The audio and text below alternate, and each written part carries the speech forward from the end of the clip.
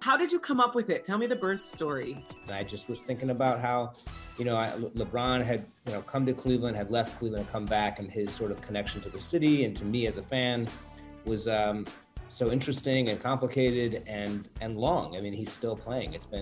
My entire career, which started almost 20 years ago, LeBron's been playing in the NBA, which is kind of extraordinary. So, I think sometimes when you write something, you write from a place of wanting to hold on to something, wanting to hold on to some memories or a time in your life. And that's kind of where this came from.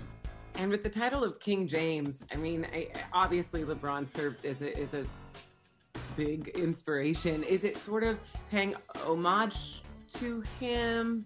It is in a way. I mean, I've always described this play as about two friends who, over the course of LeBron's career in Cleveland, their friendship is tested by their competing ideas of LeBron. I don't think anyone disputes that he's great, and yet people find ways to argue about the level of his greatness. Is it commensurate to Michael Jordan? Is it greater than Michael Jordan? Is it not even close to Michael Jordan? These are arguments that people are having constantly. And it's a ridiculous argument, and yet there has to be some kind of importance to it. There has to be something that goes deeper than who's the greatest of all time. And I think the things within us that make us argue these things, and the things that draw us to sports beyond just the action on the court, but like that make it such an intriguing and obsessive quality and entity in our culture, is really what this play is trying to get at.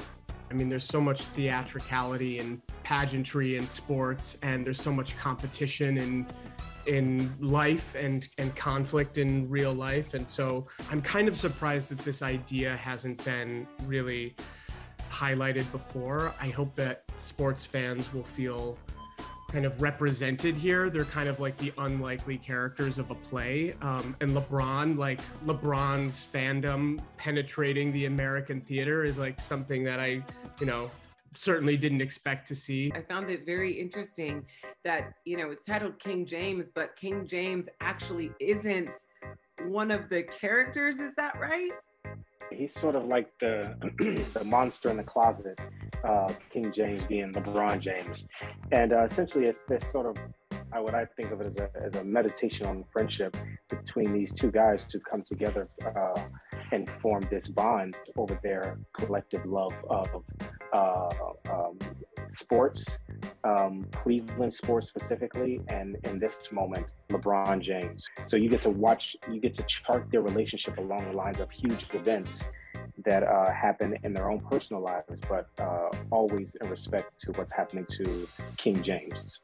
I think this is going to capture the hearts of sports fans everywhere. How do you think when people, especially fans of LeBron, when they're sitting in those seats, how do you hope they feel? I mean, I hope that sports fans feel spoken to.